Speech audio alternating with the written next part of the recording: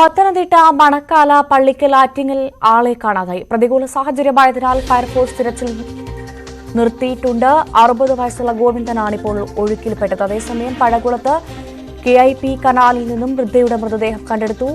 65 വയസ്സുള്ള മണിയമ്പിയുടെ മൃതദേഹമാണ് കണ്ടെത്തിയത്. രാവിലെ മുതൽ കാണാതായതിനെ തുടർന്ന് തിരച്ചിൽ നടത്തിയപ്പോഴാണ് മൃതദേഹം കണ്ടെത്തിയത്. ഒഴുക്കിൽപ്പെട്ടതാകുമെന്നാണ് പ്രാഥമിക നിഗമനം. ശശിനാരായണൻ വാർത്തയുടെ വിശദാംശങ്ങളുമായി ചേരുന്നുണ്ട്. ശശിനാരായണൻ, എന്തൊക്കെയാണ് വിശദാംശങ്ങൾ? കൂടുതൽ വിവരങ്ങൾ എന്തൊക്കെയാണ്? ഭവ്യ, പത്തനംതിട്ട ജില്ലയിൽ ഇന്ന് 3 പേരാണ് ഒഴുക്കിൽപ്പെട്ട് കാണാതായിട്ടുള്ളത്. അതിൽ ഒരാളുടെ മൃതദേഹം മാത്രമാണ് കിട്ടേണ്ടത്.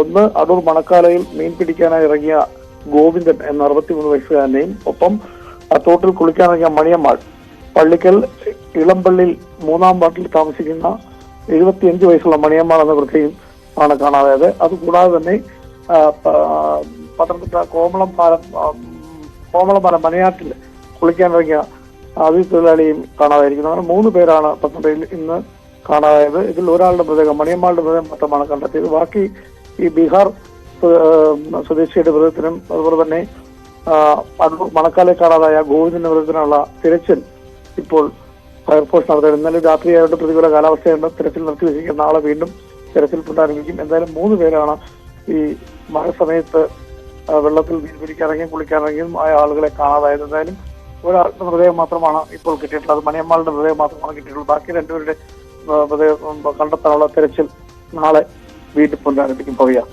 ശശിനാരായൺ, എന്താണ് പത്തനംതിട്ടയുടെ മഴയുടെ സാഹചര്യം? നദികളിലും കനാലിലുമൊക്കെ വെള്ളം കയറിയ സാഹചര്യമാണ് ഉള്ളത്.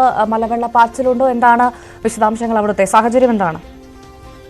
പത്തനംതിട്ടയിലെ രാവിലെ മുതൽ മഴ ശക്തമായ രീതിയിൽ തന്നെ ഉണ്ടായിരുന്നു. പക്ഷെ ഉച്ചയ്ക്ക് ശേഷം മഴ കാര്യമായ രീതിയിൽ ഇല്ലാത്തൊരു സാഹചര്യമുണ്ട്. ചില സ്ഥലങ്ങളിൽ മാത്രം നേരിയ തോതിൽ മഴ, വനമേഖലകളൊക്കെ മാത്രമാണുള്ളത്. ചെറിയ ചാറ്റൽ മഴ മാത്രമാണുള്ളത്.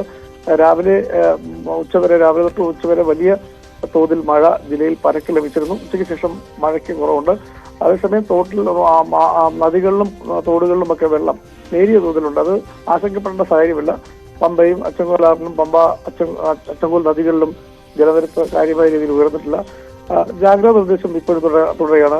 റെഡ് അലർട്ടാണ് പ്രഖ്യാപിച്ചിട്ടുള്ളത്. അതുകൊണ്ട് തന്നെ ജാഗ്രതാ നിർദ്ദേശം ഇപ്പോഴും തുടരുകയാണ്.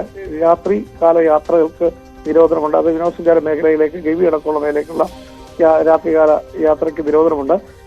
ഈ തരത്തിലുള്ള ജാഗ്രത നിർദ്ദേശം 44ഓളം ക്യാമ്പുകൾ കഴിഞ്ഞ 3 ദിവസത്തിന് മുമ്പ് തന്നെ 40ഓളം ക്യാമ്പുകൾ സജ്ജമാക്കാനുള്ള നിർദ്ദേശവും നൽകിയിരുന്നു. പക്ഷേ ആളുകളെ ആരെയും മഴയുടെ കെടുതി കാരണം മണ്ണിടിച്ചിലോ മറ്റു കാര്യങ്ങളോ കൊണ്ടൊന്നും ആരെയും ജില്ലയിൽ മാറ്റിപ്പാർപ്പിക്കാൻ സാഹചര്യമില്ല.